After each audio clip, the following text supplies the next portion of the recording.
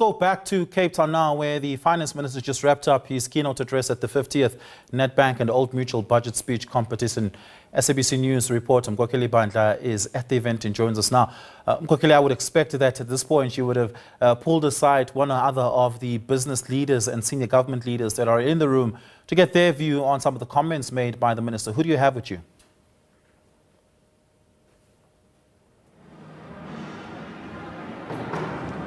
Good evening to you, Oliver, and to our viewers at home. Indeed, we're coming to you live from Cape Town, Pinelands in particular, where Nedbank and Old Mutual are hosting a budget speech competition. But besides that, we now have a privilege of being joined by one of the key institutions that are a pillar in South Africa when you talk revenue collection and also striking balance in terms of the economic book and the policy of the money budget policy in South Africa, fiscal policy rather. We have a privilege of being joined by the outgoing SARS Commissioner, that is Mr.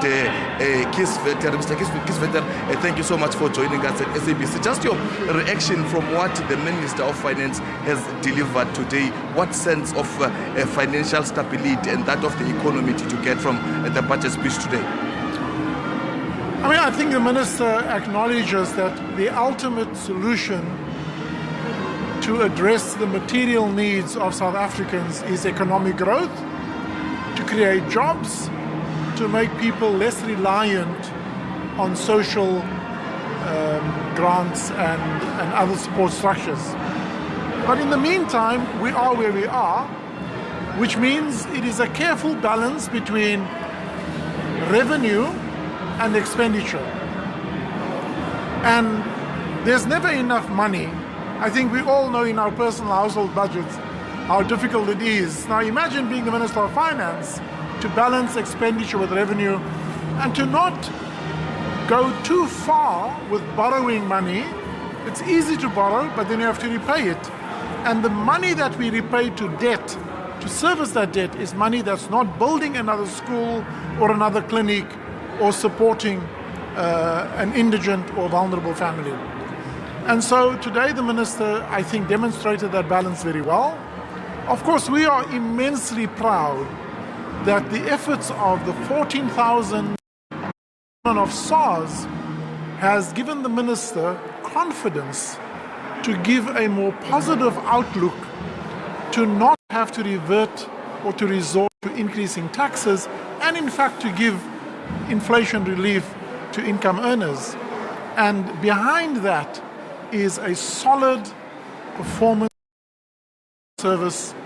When the Minister announced 21.3% of additional revenue, we are proud that, of course, consumption tax is a bit up. We see the mining and the financial services performing better than expected, but everything else in the economy has actually softened. And so we are proud to say that about 60% of the additional revenue comes from the effective administration of the compliance program of SARS.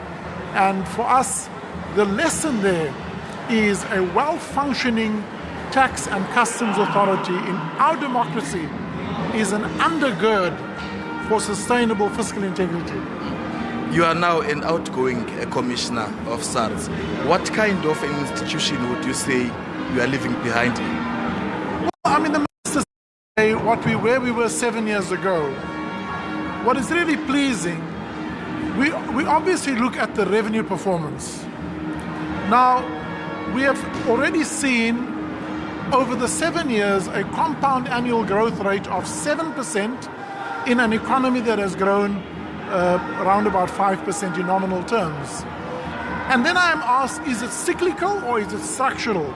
I'm pleased to say the revenue outperformance is structural. Obviously, there is cyclical buoyancy that contributes to it, but fundamentally, we have rebuilt an administration using the diligence and professionalism of our staff, also making them future ready in a world where we coexist with AI, but then building a solid administration platform using the best of technology and AI to improve services to taxpayers, and to ensure that those who want to comply, we make it easy, but also to detect those who don't want to comply.